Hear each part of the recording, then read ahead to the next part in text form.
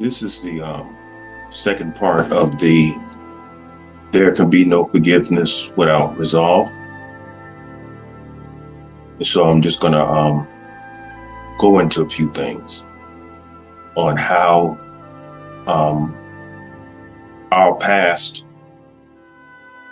leaving things in the past in very sensitive and serious areas, if those issues of your past are not resolved in those very vital and important areas, when you move forward without resolving those things, even if you are away from the person that you never resolved those issues with, the unresolved issues are being carried with you because you don't have any fulfillment inside or peace of mind, pretty much.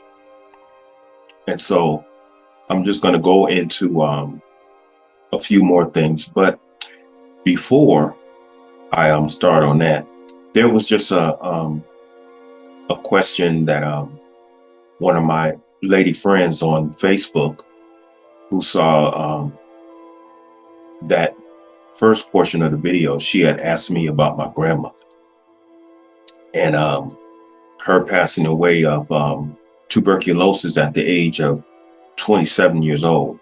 And I have a bad habit of not mentioning dates when I should, mention dates, but, not to make any excuses. But the reality is I'm just new at this YouTube thing. I'm pretty much new at it, and I'm not trying to pretty much gain anything from it. But like I said before, I've experienced a whole lot of things, and I've been through a whole lot of things, and I believe that my life is full of a whole lot of lessons in areas there that most people find uncomfortable to talk about. And by me being a man not afraid to talk about certain issues in life, I feel that I could be of a good use to people in certain areas. So yeah, but my grandmother on my mother's side, she had passed away at the age of 27 years old of tuberculosis. And the year that she passed away was 1949. She passed away while she was in Chicago, and while she was married to her second husband. From what my mother had told me, my grandmother had a smoking habit, and she had told me that before she had left Atlanta and relocated to Chicago, she had stopped smoking. But once she got into Chicago, um, she married my granddad, and that marriage didn't work out. And she got remarried, and she started smoking again. And so I don't know if that's the reason why she passed away so young. Even though when you do look at the causes of tuberculosis, it does say the abuse of substances could cause tuberculosis.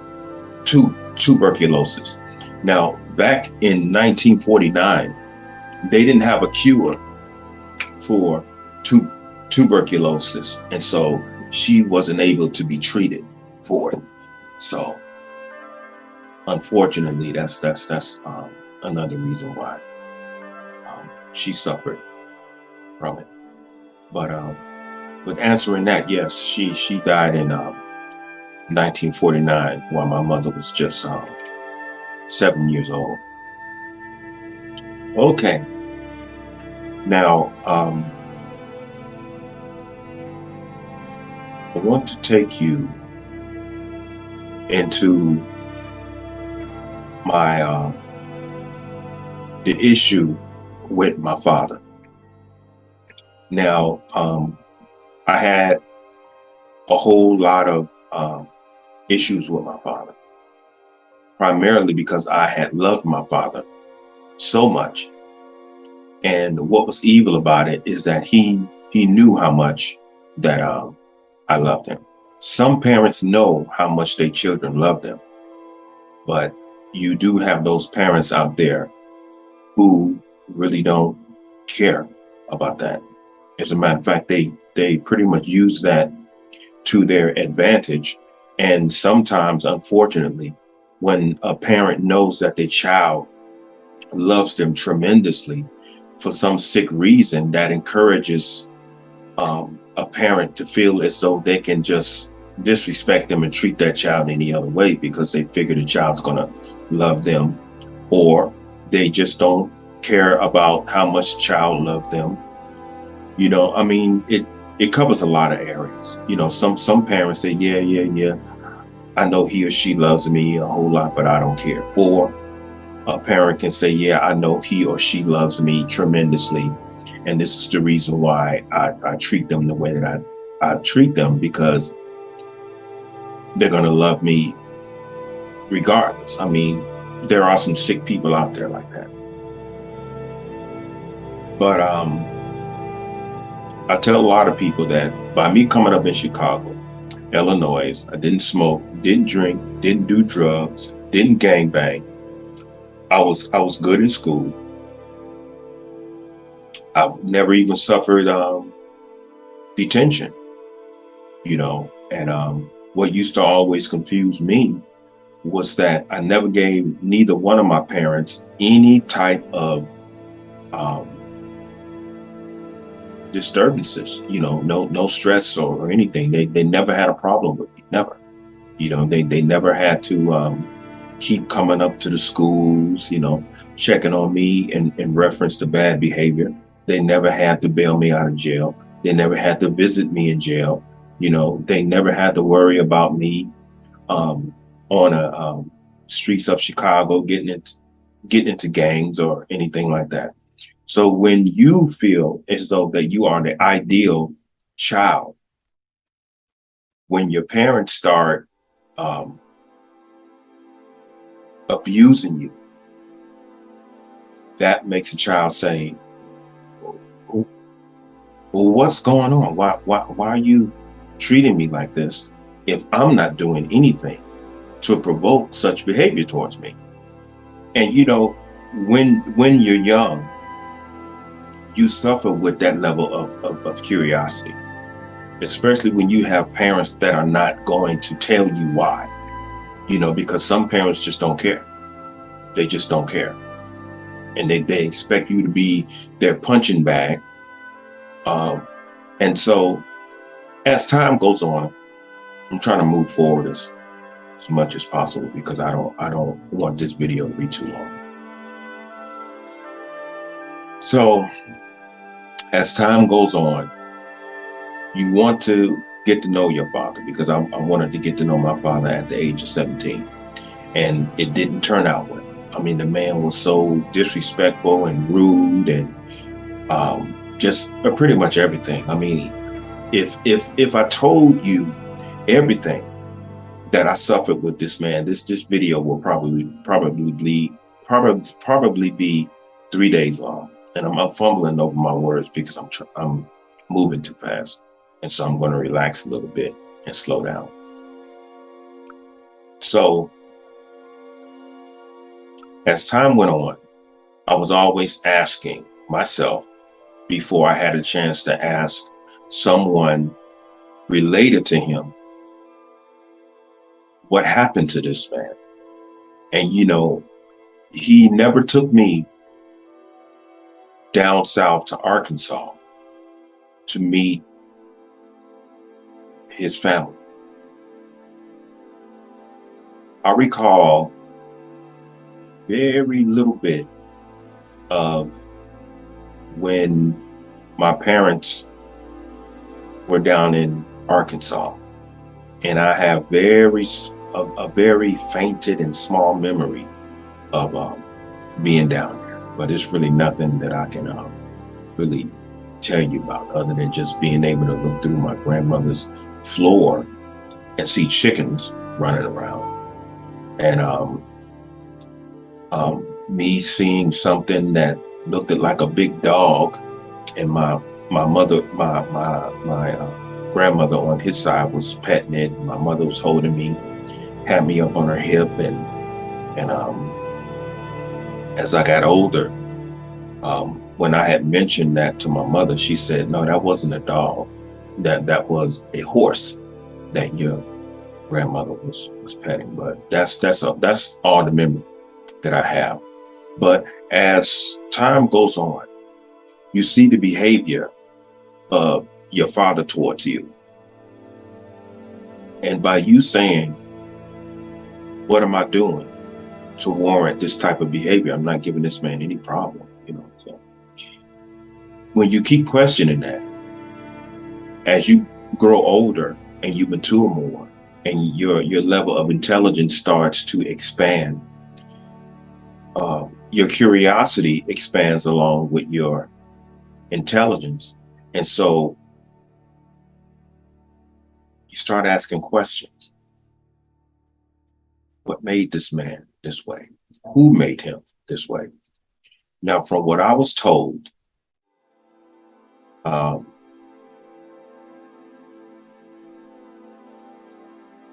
I don't know what year this was, but they said that he was like between 16 and 17 years old.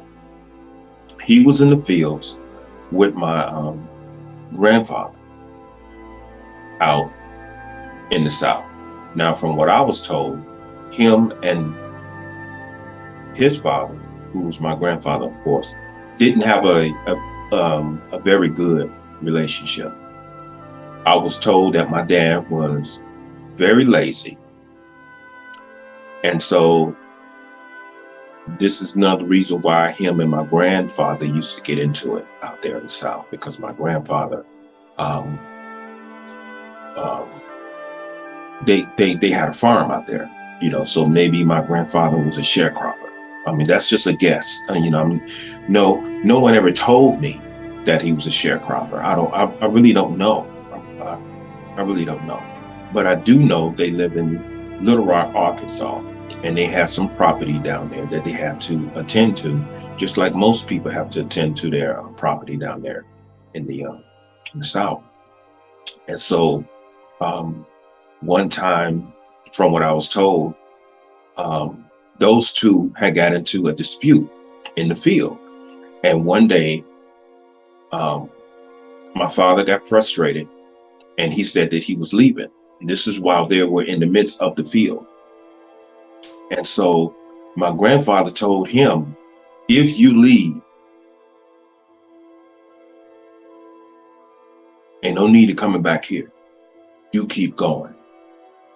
And so my father, he walked out of the field and he kept going. And so he packed his stuff. And according to my aunt, her and some of his other sisters were begging him not to leave, but nevertheless, he left anyway, and he went north to Chicago. And as time went on, he got into a singing group with some guys that he met, and it was a gospel singing group called the Traveling Kings. And so he went around Chicago and he was singing. And by my father being such a very attractive man, as a matter of fact, he favored the late singer Prince a lot. Rest in peace, Brother Prince. And so he was a very attractive man. He was still, until this day, from what I know, was a phenomenal singer. I mean, anytime you can sit there and listen to your father sing and you say, "Damn, that man can sing," and that says a lot for your ability to sing, when your son can sit there and say, like, "My dad can blow." He was a phenomenal singer. And so they sung for a long time, him and his group, the Traveling Kings, gospel music. And so he started going to this church called Mount Zion First Holy Miracle Baptist Church. Now, Mount Zion was founded in 1966. It's on the 956 West 119th Street in Chicago, Illinois. I don't recall the first name of the founding pastor, and I really don't recall their first and last name. Maybe I should have did some research on that. But the man who founded the church ended up being his father of his second wife, Josie Brayborn,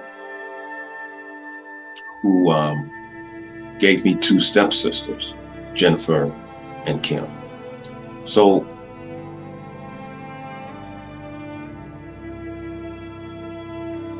okay, he was singing in a group called the Traveling Kings. He joins his church. He gets in a choir. At some point in time, he decided he wanted to preach. And so he graduated from the choir at Mount Zion after gaining a close relationship with the pastor there. He graduated from the choir and he became a deacon of Mount Zion. He started preaching in the church. And so he started dating my stepmother, Josie. And so when you're in the church,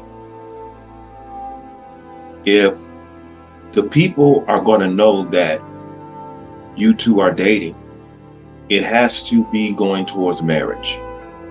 That's expected of the congregation, or that's expected of the common church rules. And so by him knowing this, gets into a relationship with my stepmother, Josie, through permission of her father, who was the pastor of the church at the time. And so he ends up marrying Josie.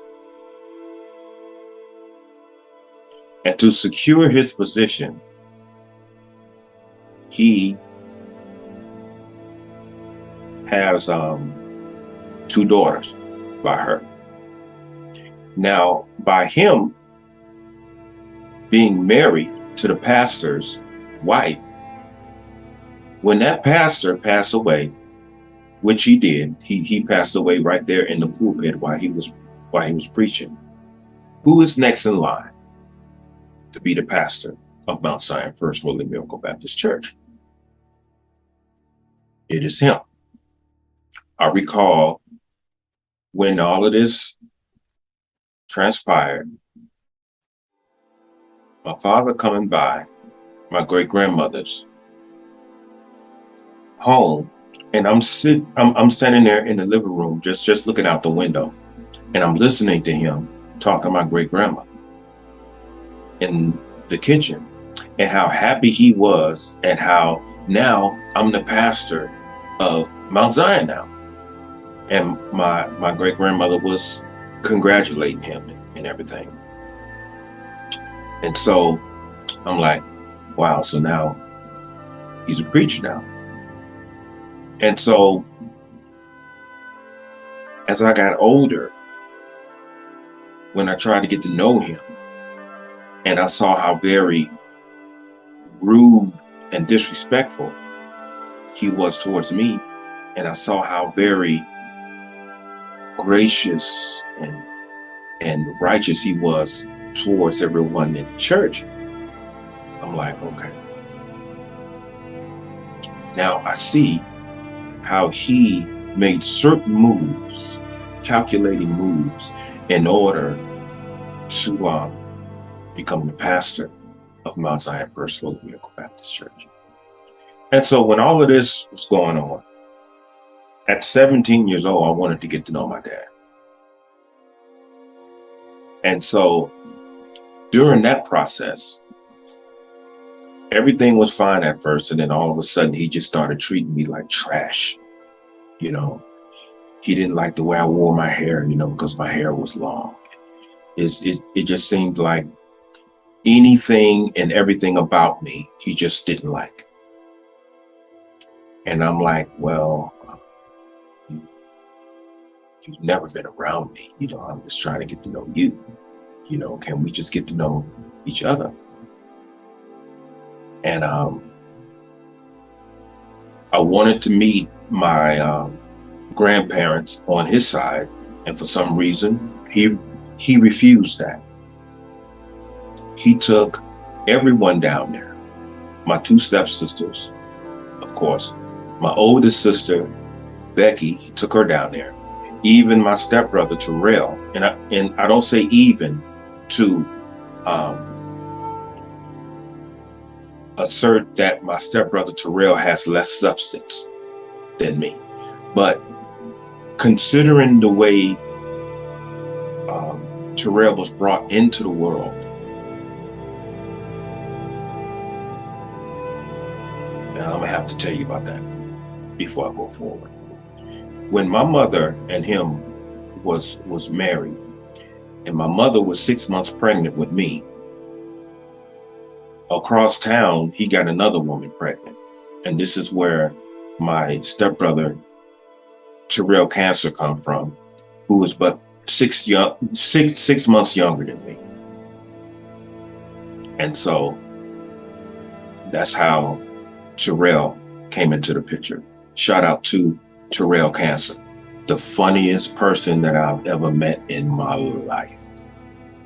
Terrell ain't got no sense, y'all. Terrell is crazy. He is the funniest person that I've ever talked to in my life. Shout out to my brother Terrell. Love you, bro. And so he took Terrell down there. Terrell met everyone. And all my life, he never took me down to meet his people down there in Arkansas, but he took everyone else. Now, a lot of people may look at this video and say, well, I'm pretty certain he had his reason for why he didn't take you down there. I wish I would have known, because until this day, I don't even know why. So, there's no reason. I mean, who are you that I have to lie to you? You ain't tough that I have to lie to you. I'm just making this video to try to help people understand some things, and some things that I'm basically working my way towards in order for me to express. So it had got to the point where I ended up living with him and his family, because my great grandmother had passed, and like I said in the other video, the family scattered. I was living with my mother and her boyfriend for a little while, until her and her boyfriend had broke up because some things was going on. And so I ended up living with him. But as time went on, I recall one day, I was coming out of my bedroom after I had moved in with him, and I heard my stepmother, Josie, and him in the living room talking. And I never heard him talk the way that he talked. He sounded different. And so when I went into the living room to see what was going on, um, he was talking about my grandfather and how sick he was, and that he was very sick. And so, for confirmation, moving too fast.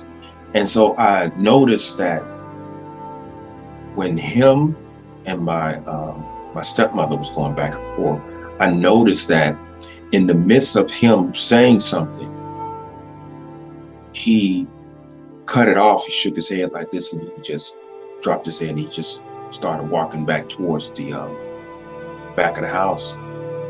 And so I looked over at my stepmother, and I'm like, "What's going on?" She said, "His dad is dying. His dad is dying." And I'm like, "Oh, okay."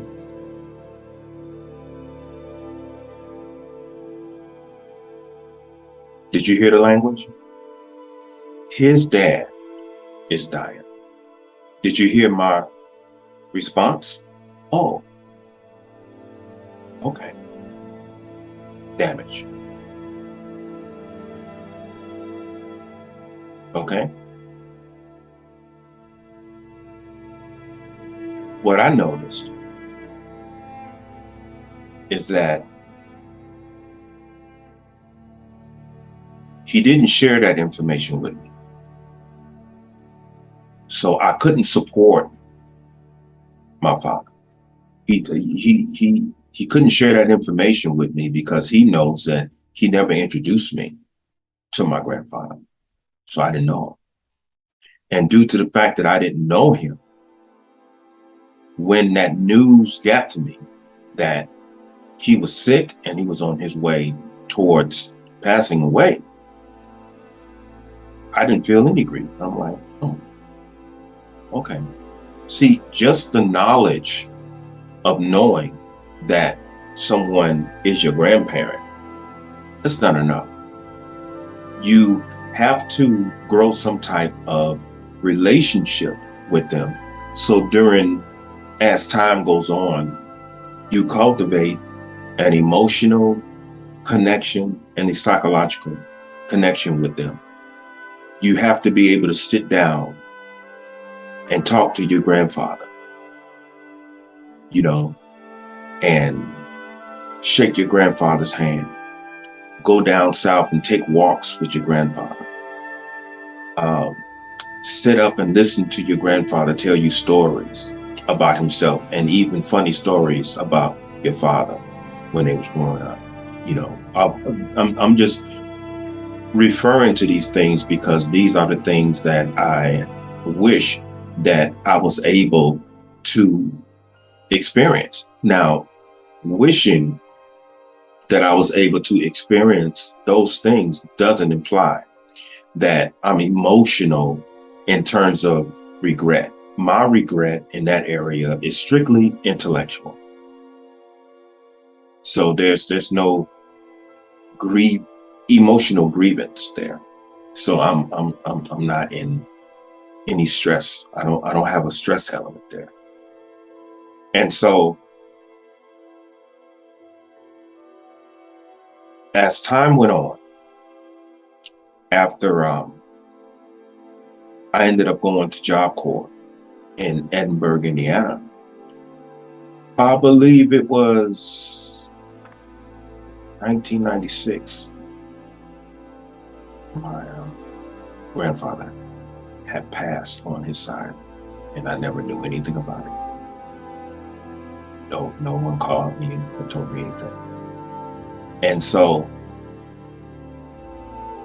when people ask me, how did that make you feel when you got that information? I'm going to go into something else. And I'm like, how am I supposed to feel? I didn't know him, And so people ask me, well, David, how did it feel that no one called you and told you that your grandfather on your dad's side passed? It's not their fault. It was his responsibility to call me. But even if he would have called me, and told me your granddad passed, how would that have made him feel to hear me on the other side of the phone not showing any type of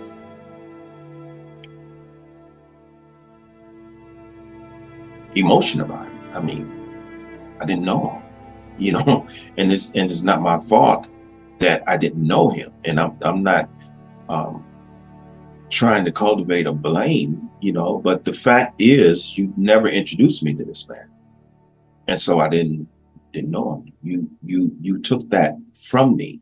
You know what I'm saying? You took that from me. Now, in a sense, that's a good thing, and in a sense, it's not.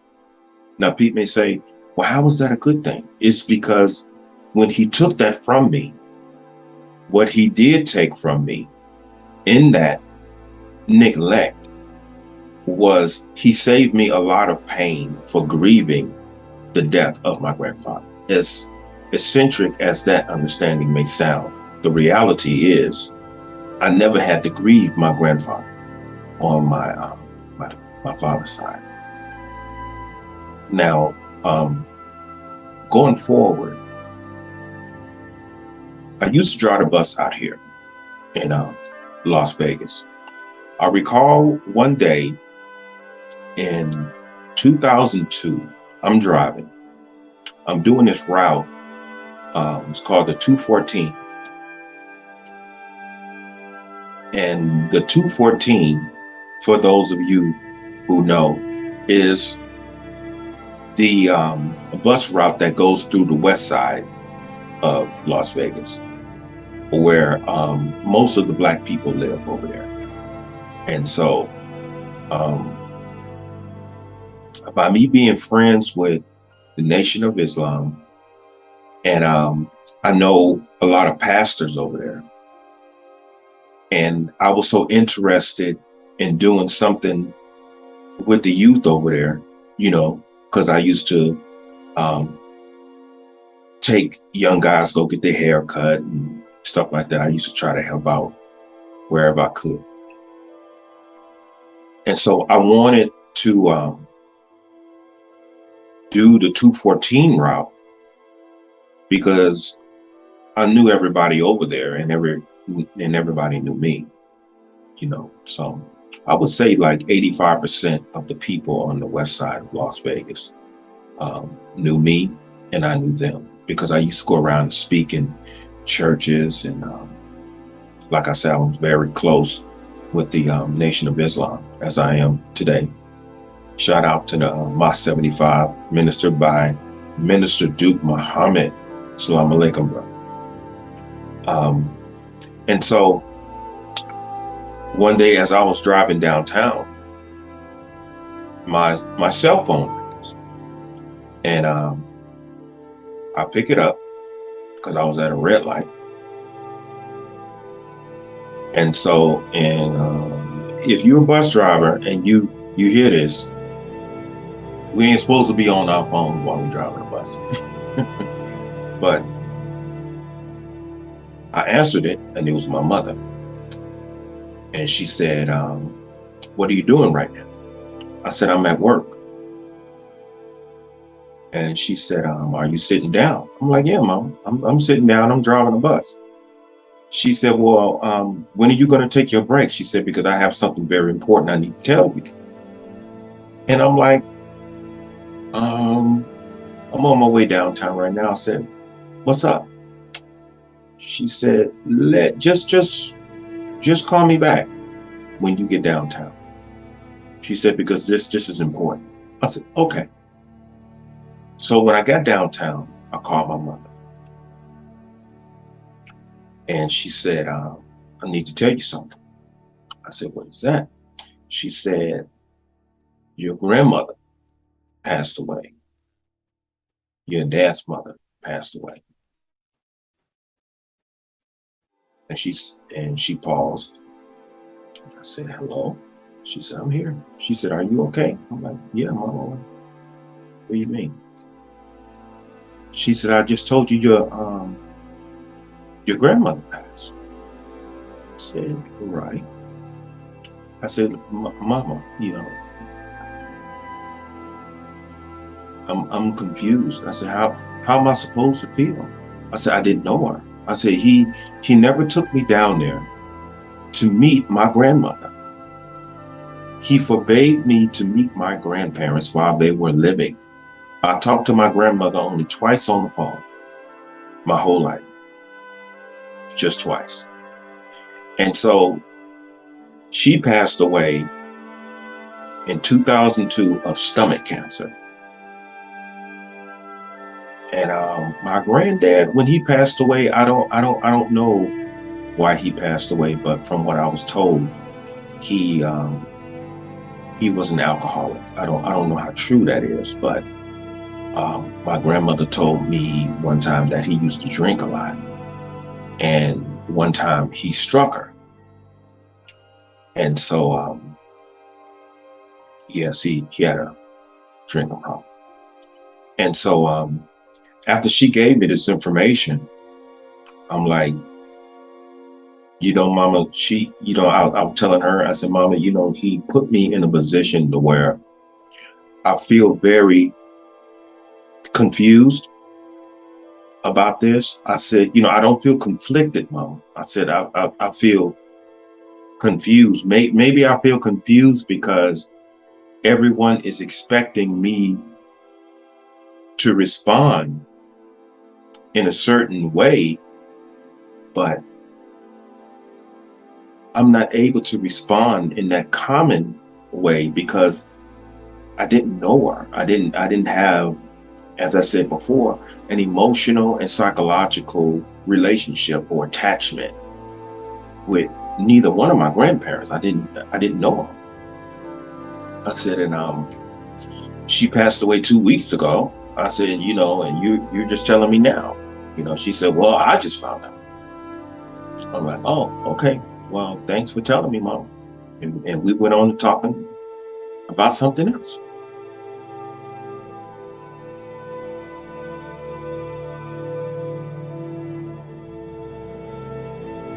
So there's a lot of ways that you can cause damage inside of someone. Now, you have the damage that is traumatizing emotionally and psychologically. And you also have the type of damage that is psychological and emotional that isn't traumatic. However, it's more intellectual on the knowledge that you are not able to grieve for your grandparents against the reality that it is very common to be able to grieve the passing of your grandparents. So that was another way, through his neglect, for some reason, I didn't have to grieve the passing of my grandma. And so I never mentioned it to him. I never mentioned it to him. Now, as time went on, I'm leading something. As time went on, when I became, I believe it was 47 years old at the time, I met his sister, my aunt Urel, for the first time out here in Las Vegas. This was back when I was working at the Rio. And so I'm at my station, and this very nice Hispanic supervisor that I saw not too long ago, his name is Fidel. I used to call him Ricky Ricardo, because he favored Ricky Ricardo so much. She came to the Rio and she was searching for me. And so I saw Fidel walking towards me, and he had this short one, about 5 feet tall, who was my aunt, who was my dad's sister, and she was with another one. And so he's walking, he said, David. And I turned around and he said, your family's here to see you. I'm like, my family? And so I looked, and I just knew. I knew because my aunt early, or Uriel, I'm gonna get in trouble for saying her name wrong, but early, I think that's how you say it. She looks a lot like my older sister, Becky. And the women in my family, on his side of the family, they are all very short because my grandmother was only 5 feet tall. But they're very beautiful, attractive women. They're just little bitty women. And so when I met her, we talked, and I was able to express to her. And I've always, once we had a chance to sit down and talk, I asked her, what's this man's problem? Because of the way he treats me, I don't get it. And so we made plans to meet up. And so when we met up for lunch, I believe we were at Caesar's Palace. We were sitting down, and at the time I was in a relationship with this woman named Sandra Levi. And so Sandra went with me. And so my aunt had pictures of my grandfather because I never seen him before. I never even saw any pictures. I didn't even know what his name was. He didn't tell me anything about my grandparents. And so when she pulled out the pictures of my grandfather, when I saw his face for the first time, I just broke. I broke down. And she looked at me and she said, wow. She said, this is your first time seeing him? I'm like, yeah. I said, this is what I keep trying to explain to the family. A lot of damage has been done. I don't know anyone. I said, when you walked up on me, had you not looked so much like Becky, I wouldn't have known who you were. Fidel said, this is your family. I'm like, who? I wasn't introduced to anyone. So I get on the phone and I call him. I said, hey, Daddy, what's up? He said, hey, how you doing? I'm like, okay, I'm sitting here with Early. I said, and guess who I'm looking at? He said, who's that? I said, I'm looking at pictures of my granddad. He said, yeah? I'm like, yeah. He said, you never seen him? And I said to myself, I told him, I'm like, no, Daddy, this is the first time that I've ever seen pictures of him. I said, what was his name? He said his name was Isaac. Mind you, I'm 47 years old. I'm 47 years old. This is my first time seeing pictures of my grandfather. And this is my first time ever knowing my grandfather's name. And you're the type of young man who grew up on the south side of Chicago, as I say again. No smoking, no drinking, no drugs. You did well in school. No gangbanging, no sleeping around, no going to jail, no detention, nothing. Okay? But I was neglected of meeting my own grandparents. And so as time went on, when I made 50 years old, he wanted me to come to a family reunion down in Arkansas. And I told him I'm not interested in coming to a family reunion. I said, I don't know these people. I don't know them. I only met just your sister, and outside of your sister, the only other person I know is my Uncle Carl, who is his brother. That's it. That's all I know of his family. And so he said, well, that's what it's for, so that you can meet everyone. I said, Daddy, I am 50 years old.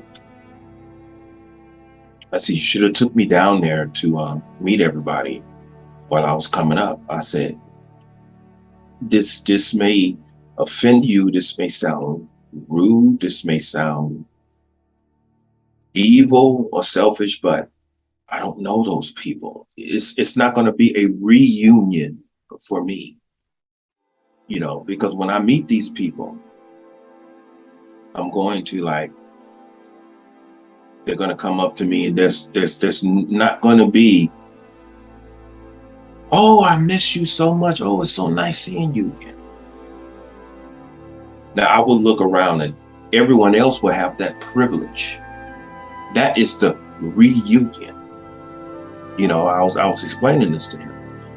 I said, and so what do y'all do when y'all meet up? He said, well, we all meet up and we catch up and we eat, and then everybody get together and we go to the cemetery to visit mom and dad. I said, so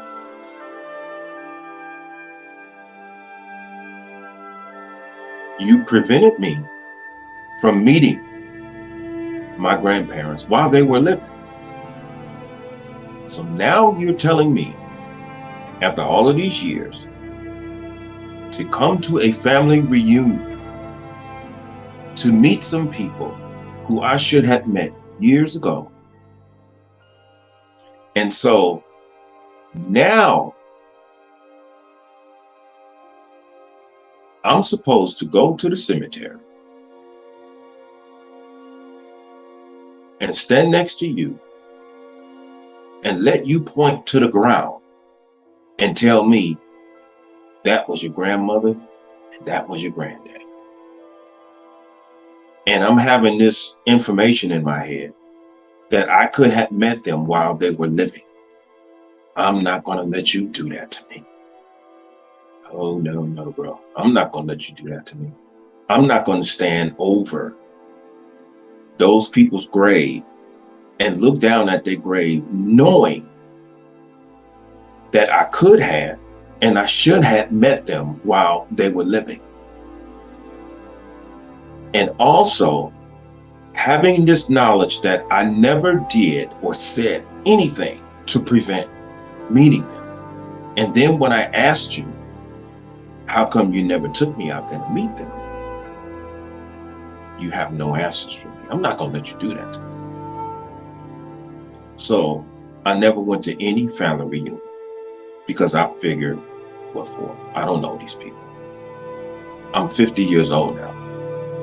And if I were to meet my aunts who were his sisters, and, hi, I'm your aunt this, and I'm aunt that, it's not going to mean anything. Hello, they know of me, but I don't know of them. And so how would I respond? How would I respond without people getting offended, And so how would I respond? So you never know, that might have put me in a position to where if anything was negatively said about me by me not knowing them and knowing how to respond to them, maybe what was so-called negatively said about me, it just may have manifested through my response to them, like, who are you? I don't know you, you know. And being put in that position is disrespectful. Okay. Through the years, he has never had anything pleasant to say about me, whether towards me or anyone else. I mean, I could tell you some things. Him and I had a fist fight one time and I almost killed him. And this was on um, New Year's Eve. And I found out that my older sister was behind all of that. But I don't need to go into that. But he would have died had my friend Vince not have been there, because not only was he not around a lot in my life, I just felt like this man don't have, he hit me, over something stupid. And unless you've been in my life as a father, um, you know, somebody who hasn't been in my life. And when he was in my life, he might as well have not been. And when you put your hands on me, I'm gonna do whatever I can to take you out. Okay? I'm not gonna have no compassion, because not only that, I don't really have any compassion when I fight people anyway. I have no compassion, none whatsoever. None. And so it's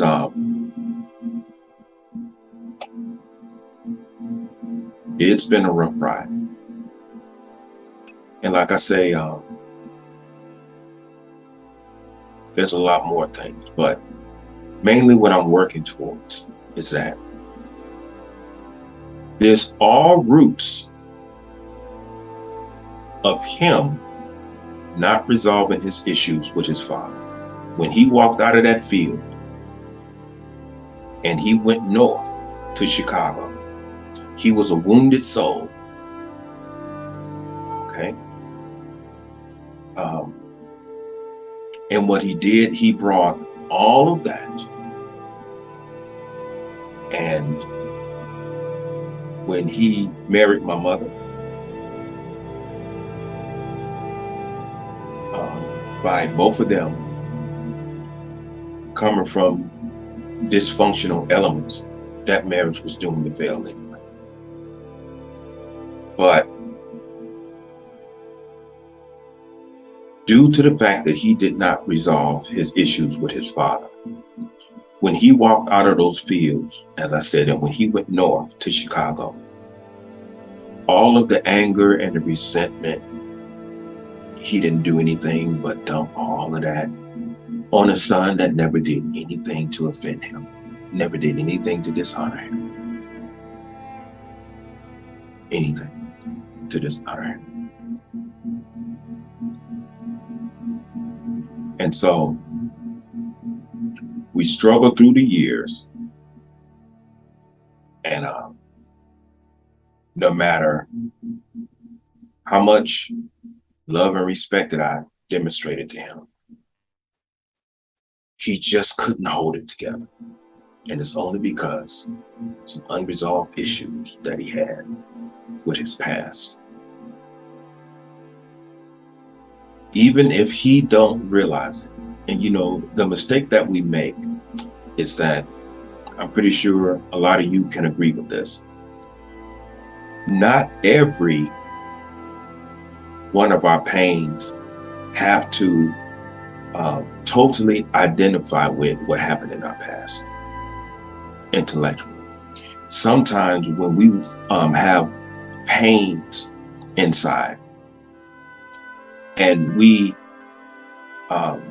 react through those pains towards other people and other situations and other experiences, the rage and the zeal that surges through us is rooted in the past. Even if what's happening presently is indifferent than what happened in the past, that pain is still there, that started in the past. So you can't respond adequately if you are rooted in the past. And this is the reason why I tell everybody, unless you resolve your issues of the past, the only thing that's going to happen is, in a lot of instances, you are going to betray your own present because of unresolved issues of the past. And that's just a fact. That's just a fact. And so, like I said, when he didn't resolve his issues with his father, he took it out on his son. And by me not wanting to repeat that, I tried years, so long, to resolve him and I issues, but for some reason he ends up being the same human being as he's always been. And so this is one of the reasons why I was telling people sometimes you just have to let people go. If they don't want to sit and talk about the issues simply because you didn't provoke any of these issues, sometimes you have to let them go. Now, the last time that I talked to this man was like close to 4 years ago. I'm on the phone with him and we're talking. All of a sudden, just out of the blue, like the whole bastard thing, he brings up that he had went in my bag. Oh, I know how this came up. This came up when we had brought up that night that we had that fight, and I was trying to explain to him who provoked it, who was my older sister, Becky. And so he was saying, no, I went over there and I went in your bag and there were some Playboy books in your bag. And so I had to get those books out of the church. And I'm like, Playboy books? I said, I would never walk around with Playboy books in my bag. He said, yes, you did. I had to get those Playboy books out of the church. And I'm like, what are you talking about? I said, Daddy, I'm not the type of dude. I don't walk around with Playboy books in my bag. Yes, you did. And he's saying this in front of his third wife. Third wife. And I heard her in the background. Is that true? Oh, really, huh? And I wanted to say, bitch, this ain't gonna have nothing to do with you. I'm talking to him. And this is a bald-faced lie. What are you talking about? And see, he's starting to suffer from dementia. And I'm like, what is he talking about? You know, and people who suffer from that, they take little parts, you know, you might as well say fragments of experience, and they splice them together, and they create these weird experiences that are not accurate, and they speak these, and you like, what are you talking about? That didn't happen? He said, yeah, I had to get them Playboy books, you know. And I told my dad, look, let me tell you something. I said, number one, considering what your daughter, see, because he had rented an apartment that was above the church. See, because Mount Zion has two apartments up there. One above the church in the front and one in the back. My sister lived in the one in the back. And so he said that I had Playboy books. I'm like, Daddy, let me tell you something. If you knew what was going on in her apartment above your church, I think you would be able to properly determine where those Playboy books may have came from. I said, but I didn't have no Playboy books in my bag because my sister used to have orgies up there. You know, I counted 9 guys in 1 week that came by. And my nephew, my oldest nephew, had told me one night him and his brother was in their bedroom and they looked outside in the living room and my sister and some of her friends were out there having an orgy. This was right above Mount Zion First Holy Miracle Baptist Church. So I told him that if you found Playboy books in my bag, there's a very good chance your daughter put them there. I said, because I never walked around with any Playboy books in my bag. Number one, I didn't have to. Okay, because anytime I wanted to see a naked body, all I had to do was just go knock on one of my female friends' doors. So I didn't have to sit up and look at porn, you know, or look in a Playboy book. I mean, why sit up and watch porn when I can be somewhere having sex? You know what I'm saying? I would rather be having sex than to be sitting up looking at it. But we don't want to get into that. And so I told him, no, I'm not going to accept that unless it's a fact. I'm not the type of man, I'm not going to say it's true if it's not. And you could put a gun to my head and say it is true. I'm going to look you right in your eyes while you got that gun to my head and say, no, it is not. Well, I'm going to kill you. Pull the trigger. And so he got angry that I didn't say, okay, Dad. So I told him, no, it's not true at all. He said, yes, it is. I said, no, it's not. It is not true. I said, and just because you daddy and all of that, it is absolutely not true. His last words to me until this day was, fuck you. I'm like, okay. And he hung up the phone. Now, after so many years, I felt so liberated. After so many years, I felt so liberated.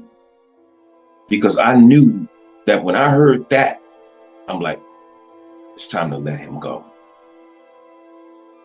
Because even after he came to Las Vegas and did what he did, as far as me mentioning that in the other video, now fuck me. Okay. I'm done.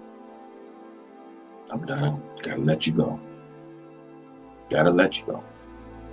Because now he's suffering from dementia. Now he's coming up with all these strange stories. No. But you know, when you slither your way into a position to be a pastor of the church and you abuse what the Creator gave you, which is your mind, and you abuse people, you know, whatever you misuse, you're going to lose it. You're going to lose it. You're going to lose it. And so it all comes from the fact that he did not resolve his issues with his father.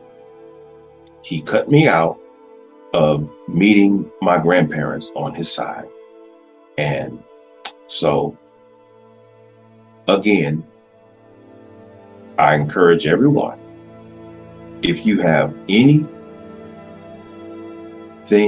with anyone that you need to resolve, try to resolve it. That's the only way you're going to be able to forgive them. That's the only way. It's the only way it's going to happen. You have to sit and talk about it. Because when you have parents who are just irresponsible and rude and disrespectful, they will try to poison your life for the rest of your life, to the degree, if you are not very much aware of how that's going to affect you and your relationships with everyone whom you come in contact with, you're going to fail. You're going to fail every time. And so, had I not come to know the importance of what letting go meant, then I would be around here right now, abusing people. Had I allowed my pain and frustrations with him shape and mold me by the way of allowing them to affect me, I would have went down a path that would have been not beneficial to me nor anyone else. I'm not saying that I haven't made mistakes, because I made plenty of mistakes. Okay, I've been with a couple of women that I hurt very much, but I even resolved my issues with them because it was just the right thing to do. If I'm wrong, I'm wrong. Simple as that. If I'm wrong, then I'm wrong. You know, I'm not so big that I can't apologize, because when you apologize, that's when you're a man. When you do people wrong and you refuse to apologize, you can't tell me you're a man. You can't tell me you're a human being. And like I tell a lot of people in reference to him, it really doesn't matter if you are a pastor of a church for 35 to 40 years. It really doesn't matter if those in your church community look at you as a man of God and all of that stuff. Doesn't mean anything. If your own children cannot look at you and say, that's a man of God, then you ain't no man of God to nobody. If you are not a good person to your children, then you ain't a good person to nobody. Nobody. You can get up there and you can preach. You can do whatever you have to do, whether you're a preacher or speak in any area of where people expect you to demonstrate high moral standards. And even if you do demonstrate those high moral standards to other people, that means nothing. If your children, or if your wife, or if your family do not see you in the same light that the world sees you in, it don't mean anything. It means nothing at all.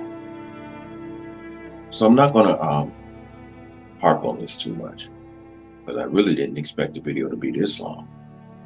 But I would end this by saying, whatever issues you have with someone, as long as you're alive and as long as they're alive, there is an opportunity to resolve your differences. It's going to make you both feel better. Because let me tell you something, there's a whole lot of us walking around with a lot of internal pains that are very quiet, very quiet. And then sometimes you have those instances where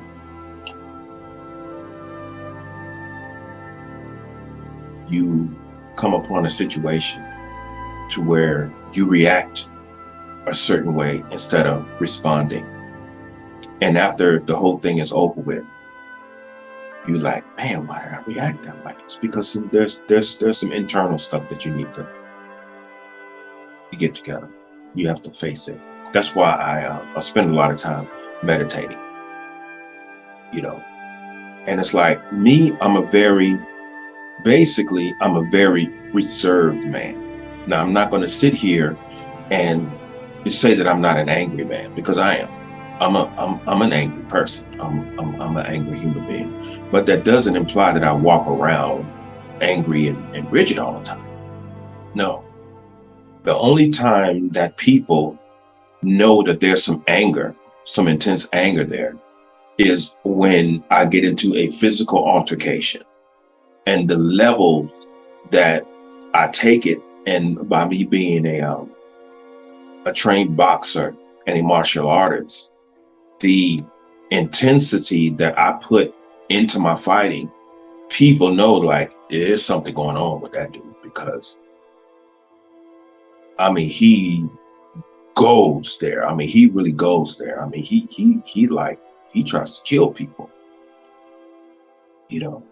And so that's why I meditate a whole lot, and I'm very attentive to my surroundings.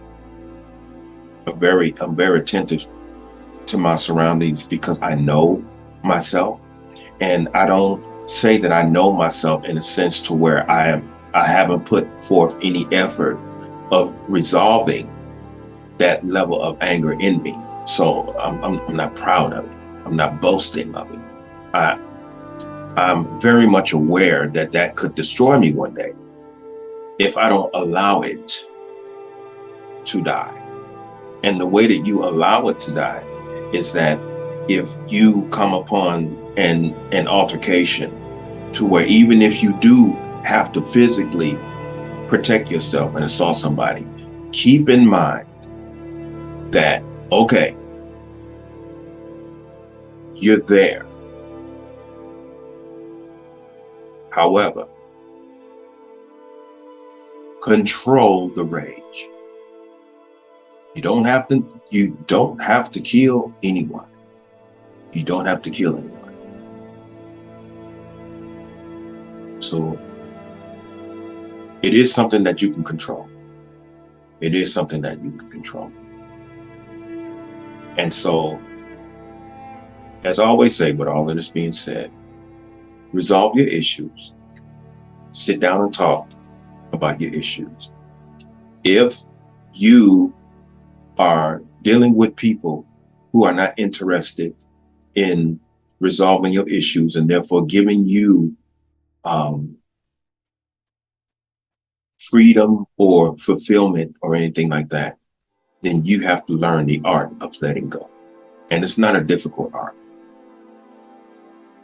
Letting go implies accepting the reality for what it is, knowing that this reality makes you feel and think a certain way, understanding what self-love is, because certainly you love yourself so much that you don't want to spend the rest of your days walking around grieving. So love yourself enough to let it go. Or like Brother Snoop Dogg says, drop it like it's hot. Just drop it like it's hot. Move forward. Shout out to Brother Snoop Dogg, but drop it like it's hot and move forward. Because let me tell you something. Anger will destroy you. And in some areas, anger will liberate you. So anger itself is not something bad. It's all about where you are demonstrating or executing this anger. Because not all anger is bad. Not all anger. I mean, it's just like they say, the dark side. you know, in the movie Star Wars, you know, he's on the dark side. It's not the dark side. And it's not evil itself. It's what's sitting up inside of the person who decides to utilize the dark side or what is considered evil. So good and evil are really only tools of expression.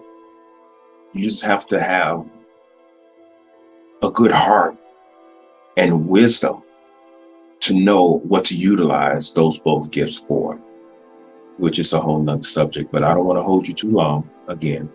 But I just wanted to do this follow-up video as far as there can be no forgiveness without resolve. I just wanted to do this follow-up video on that subject, and I'm just going to close it out with saying, resolve all your issues, love yourself enough to let go, and understand the importance of remaining human, and therefore remaining humane, and therefore remaining a not only a member of humanity, but a student of humanity. And understand that never say that you got it figured out, because at the moment you say you got it, you lose it. So each day that we are given is a gift to learn more of ourselves and therefore one another. So with all of that being said, I will let you go. And hopefully some people got something out of this video. And as I always say, stay human. Please stay human. Peace.